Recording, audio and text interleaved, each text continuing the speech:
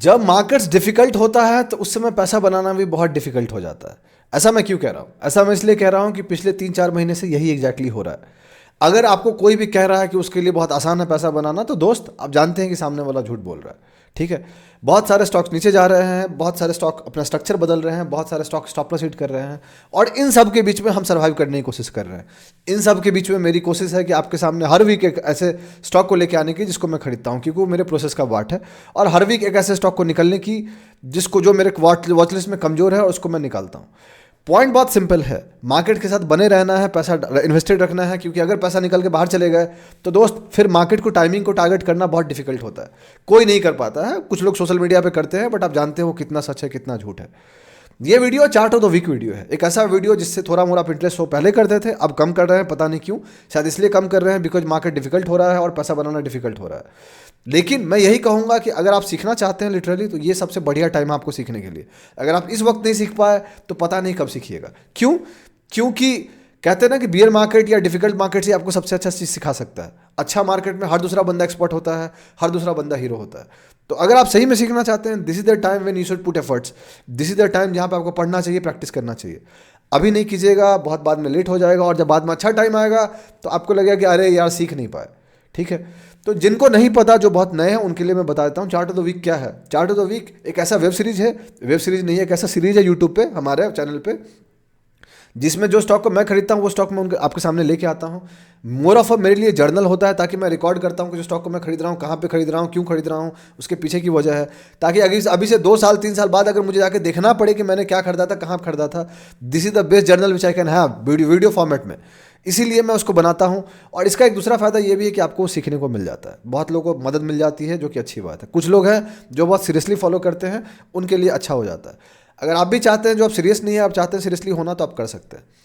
Chart of the week मेरे लिए positional trade है, मेरे पोजिशनल पोर्टफोलियो का पार्ट है। इनफैक्ट मेरा जो डिट्टो कॉपी पेस्ट पोर्टफोलियो है वो ये है, सिवाय उसमें एक माइनस ये हो जाता है कि जो स्टॉक मैं ट्रेल करता हूँ बस उसके बारे में डिस्कस नहीं करता, लेकिन किसमें मैं एंट्री लेता हूँ, एग्जिट्स लेता हूँ, स्टॉप लॉस का, वो सब एग्जैक्टली कॉपी पेस्ट होता है। सो मेरे लिए मुझे कुछ भी ज़्यादा नहीं करना होता, मेहनत करता हूँ, स्टॉक ढूंढता हूँ, खरीदता हूँ और आपको बता देता हूँ। क्यों? ताकि आप सीख सकें। पोजिशनल ट्रेड क्या होता है? पोजिशनल ट्रेड मतलब मेरी कोशिश होती है 2 से 4-5 महीने के अंदर पैसा बनाने की स्टॉक से।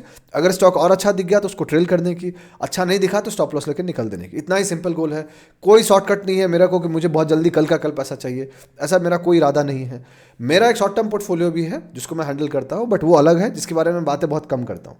ठीक है, तो अगर आप जानना चाहते हैं कि इस वीक मैंने कौन सा स्टॉक को चूज किया है, तो आपको ये वीडियो पूरा देखना चाहिए, ताकि आपको मदद मिलेगी, सीखने को मिलेगा, जानने को मिलेगा। मैंने रीजंस भी डिस्कस किए हैं। ये वो स्टॉक है जो पॉपुलर है, इसके बारे में हमने पहले भी एक वीडियो बनाया है, क्योंकि चार्ट ऑफ द वीक में इसको हमने पहले भी इंक्लूड किया था, और उस समय बहुत लोगों ने बोला था कि ये वीडियो स्टॉक नहीं चलेगा बिकॉज ये और नीचे जाएगा, फलाना ठिकाना। उसके बाद ये स्टॉक ने टारगेट हिट कर दिया, फिर वो लोग मुझे मिले नहीं कि वो लोग कहाँ थे, और आज के रेट में वो स्टॉक वापस एक ऐसे पॉइंट पे है जहाँ पे उनकी एंट्री मुझे अच्छी लगती है, और मुझे लगता है कि हाँ ये मुझे एक बेहतर एंट्री और दे सकता है। तो मैं इसलिए सोच रहा हूँ कि स्टॉक को इस वीक रख देता हूँ। मैं उस स्टॉक को बहुत अच्छे से सिलेक्ट करना चाहता हूँ जिसको मैं पहले से जानता हूँ, पहले से खेल पाया हूँ, इसीलिए मैं वापस इसको चुन रहा हूँ। आने वाले वीक में भी अगर मुझे कोई चार्ट ऑफ द वीक का स्टॉक दिखेगा, वो सही एंट्री पॉइंट पे दिखेगा, 1-2 स्टॉक नज़र पे भी हैं, तो मैं उनको वापस से खरीद लूँगा, क्योंकि वो स्टॉक को मैंने पहले खेला और मैं जानता हूँ। ठीक है, तो अगर आप जानना चाहते हैं कौन सा स्टॉक है, वीडियो को पूरा देखिएगा, आधा अधूरा मत देखिएगा, क्योंकि समझने आपको नहीं आएगा, फिर नाम जानने से कुछ नहीं होगा। दोस्त खुद भी देखिए, अपने दोस्तों के साथ भी शेयर कीजिए, उनको बोलिए हमारे चैनल को सब्सक्राइब करने के लिए। चलिए फिर वीडियो को स्टार्ट करते हैं।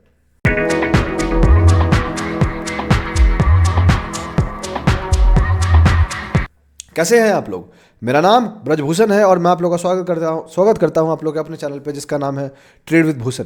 जैसा कि आप जानते हैं कि ये video chart of the week video है, जिसमें हम एक स्टॉक के बारे में डिस्कस करने जा रहे हैं, जिसको मैं खुद खरीदता हूं, मैं आपके सामने लेके आता हूं।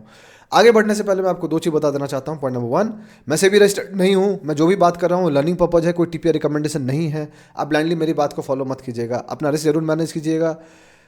सब कुछ मार्केट रिस्की है, पैसा मैं भी हार रहा हूँ, इसलिए मैं आपको बता रहा हूँ। पॉइंट नंबर 2, आपको कोई फाइनेंशियल डिसीजन लेना है, उसके लिए अपने फाइनेंशियल एडवाइजर को जरूर डिस्कस करें, बिकॉज वो सही लोग होंगे आपको एडवाइस करने वाले। हम जैसा इंसान सही लोग नहीं होगा, बिकॉज हमें आपका रिस्क नहीं पता, आपको हमारा रिस्क नहीं पता, हमें आपके माइंडसेट नहीं पता, आपको हमारा माइंडसेट नहीं पता। ठीक है, अब चलते हैं, बात करते हैं कौन सा स्टॉक को मैंने चुना है। जिस स्टॉक को मैंने चुना है वो स्टॉक को हमने पहले भी खरीदा था, जो मैंने बताया। ये स्टॉक रेटिंग एजेंसी की काम करती है, राइट।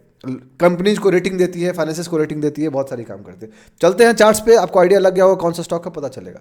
जो स्टॉक को मैंने चुना उसका नाम है केयर रेटिंग लिमिटेड। हमने पहले भी खरीदा था, हमने पहले यहाँ पे कहीं खरीदा था, एंड जनता थी कि भाई ये जाएगा ही नहीं। उसके बाद क्या हुआ पता नहीं, उनको गायब हो गया वो।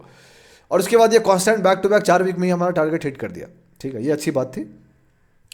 एग्जैक्टली यही एनालिसिस मैंने ट्विटर पे डाला था, और सब कुछ सेम का सेम है, कुछ भी नहीं है। ये अपने लेवल को उस समय रिटेस्ट कर रहा था जो 5 साल का ब्रेकआउट था। अगर पीछे जाके देखिएगा तो आप आज के रेट में जो लेवल है वो ये वाला लेवल है। और अगर इसको मैं पूरा लाइन ड्रॉ कर दूं तो आपको दिखेगा ये 2 तरीके में। सबसे पहला, ये इस रेजिस्टेंस को रिटेस्ट कर रहा है। ये जो रेजिस्टेंस था इसको ब्रेकआउट किए, आज के रेट में रिटेस्ट कर रहे हैं यहाँ पे। बट अगर आप पीछे जाइएगा देखिएगा, यहाँ पे हम रिटेस्ट कर रहे हैं इसको।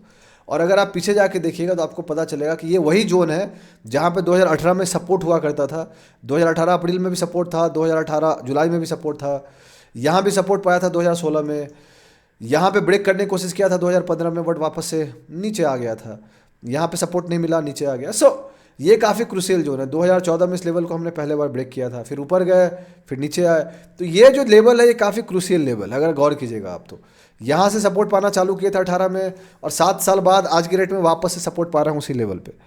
ठीक है, इस रेजिस्टेंस को हमने ब्रेक किया था और ऊपर जाके हम ऊपर कोशिश भी किए थे और वापस से रिटेस्ट कर रहे हैं। तो मैं क्यों खरीद रहा हूँ? सबसे बढ़िया रीजन है कि सबसे पहला मैं स्टॉक को जानता हूँ, दूसरा स्टॉक को मैंने यहाँ खरीदा था, तीसरा ये स्टॉक ऑलरेडी प्रॉफिटेबल है, मैं ट्रेल कर रहा हूँ इसको, चौथा मेरे लिए सेकेंड एंट्री पॉइंट है, बट नया एंट्री पॉइंट मैं मान के चल रहा हूँ क्योंकि मार्केट्स काफ़ी वॉलेटाइल है, तो मैं नया एंट्री पॉइंट मान के चल रहा हूँ। और इसीलिए मेरे लिए 1 नया ट्रेड कहता हूँ मैं इसको, 1 न्यू ट्रेड। और सबसे मजे वाली बात, इसकी वॉल्यूम काफ़ी अच्छी रही है जब ये ऊपर गया।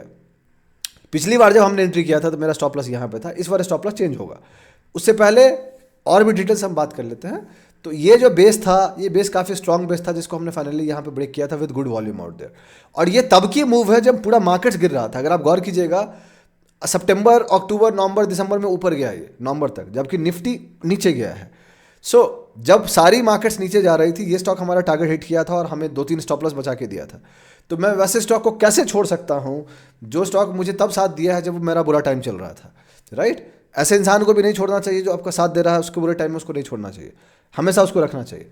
तो आज के रेट में वापस एक बेहतर रिस्क एंट्री पॉइंट पे है। पहले ये यहाँ पे कंटिन्यूस ऊपर चला गया था तो ऑब्वियस था वो एंट्री नहीं था, और मैं ढूंढ रहा था कि दोबारा अच्छा एंट्री पॉइंट कहाँ मिलेगा, यहाँ मिल गया और फाइनली मैं इसको खरीदने जा रहा हूँ। और डिटेल्स बात कर लेते हैं इसके बारे में, तो आपको पता चलेगा। सेक्टर रेटिंग है इसकी, इंडस्ट्री रेटिंग्स है, 3885 करोड़ से मार्केट कैप, पिछले बार कम था, 40-60% तो मूव हमारे सामने ही हुआ है। स्मॉल कैप में आता है, अब तो बहुत ज़्यादा स्टॉक्स स्मॉल कैप में आते हैं। पी देखिएगा तो बहुत ज़्यादा एक्सपेंसिव नहीं, 34 के आसपास है। सो बहुत टाइम बचा है, अभी तक ये स्टॉक अपना ऑल टाइम हाई नहीं बनाया है, which means it has got enough space to move. Performance देख लीजिएगा तो 1 डे में 0.6% ऊपर गया है, नीचे गया है, 1 वीक में 2% नीचे गया है, काफ़ी स्ट्रांग होल्ड कर रहा है। 1 महीने में 7.7% नीचे गया है, 6 महीने में 25% ऊपर गया है, मार्केट्स को आउट परफॉर्म किया है। निफ्टी ऑलमोस्ट 0 रिटर्न दिया है, ये ऊपर जा रहा है। 1 साल में 36.7%, 1 साल में मार्केट हार्डली 3-4% का रिटर्न दिया, इसने 36% का रिटर्न दे दिया है। 2 साल में 102% का रिटर्न, इनसेन रिटर्न। 2 साल में मार्केट्स बहुत ज़्यादा कुछ नहीं किया है। 5 साल में 106%, 5 साल में मार्केट 88% का रिटर्न दिया है, बिकॉज 5 साल में इस स्टॉक ने कुछ नहीं किया। 10 साल में तो स्टॉक और भी कुछ नहीं किया क्योंकि हम अभी तक ऑल टाइम हाई बना ही नहीं, तो नीचे ही जा रहे हैं, तो 17% माइनस में। एंड ऐसा लगता है कि सूनर और लेटर हम उसको खत्म कर देंगे, 10 साल में पॉजिटिव रिटर्न हो जाएगा। तो मैं क्या कर रहा हूँ, आपको आइडिया लग ही जाता है, पता होगा आपको मैं क्या कर रहा हूँ। मैं यहाँ से इसको खरीदूंगा, मेरी एंट्री पॉइंट यहीं पे होगी जो चल रही है करेंटली 1302 रुपीज़ के आसपास। मेरा स्टॉप लॉस यहाँ पे इसके नीचे होगा जो मैं गौर कर रहा हूँ। अगर आप गौर करोगे तो ये मेरा एंट्री पॉइंट है, ये वीक इस वीक का हुआ था, तो मैं इसके नीचे स्टॉप लॉस रखूंगा ताकि मुझे देखना है क्या हम पूरे स्कैंडल को खत्म कर रहे हैं कि नहीं। तो मेरा स्टॉप लॉस ऑलमोस्ट 12 से 15% के अंदर आता है, एग्जैक्टली वही फील कर रहा है। टारगेट्स मेरा पहला 35-40% होगा, आप जानते हैं, बट इस बार इसको एक रेजिस्टेंस यहाँ पे मिलेगा जो रेजिस्टेंस है 1570 का। अगर हम 1570 ब्रेक कर देते हैं तो फिर हम ऊपर जा सकते हैं, पहली बात। दूसरी चीज़ कि इसका जो ऑल टाइम हाई लेवल है, अगर आप गौर कीजिएगा तो आपको पता चलेगा कि यहाँ पे है, विच इज 1805, बट उससे पहले काफ़ी स्ट्रॉन्ग रेजिस्टेंस उसको यहाँ पे मिलेगा जो लेवल है 1724। तो 1730 रुपये से लेके 1805 रुपये के बीच में इसको काफ़ी स्ट्रॉन्ग रेजिस्टेंस मिलना है। बट अगर आप गौर कीजिएगा तो यहाँ से यहाँ तक में हमारा वो टारगेट भी अचीव हो जाता है। So that is another reason for me to select this stock कि टारगेट तो अचीव हो गया, उसके बाद अगर ब्रेक करता है then that is the best thing which can happen for me, right. But अगर वो नहीं ब्रेक करता है तो हमारा टारगेट तो हिट हो जाता है, तो मैं उसका ध्यान रखूंगा कैसा बिहेव करता है। लेकिन जैसे जैसे मार्केट वोलेटाइल हो रहा है हम वो भी देखेंगे कैसा कर रहा है। अगर स्टॉप लॉस हिट करेगा तो हम स्टॉप लॉस लेके निकलेंगे। मैं अपना रिस्क मैनेज कर रहा हूँ। तो ये रही चार्ट्स की बात। कंक्लूजन क्या है? कंक्लूजन बहुत सिंपल है कि मैं अपना रिस्क मैनेज कर रहा हूँ, बिना रिस्क का मैं खेलूंगा नहीं। मैं एक स्टॉक से निकलूंगा इस वीक में मंडे को।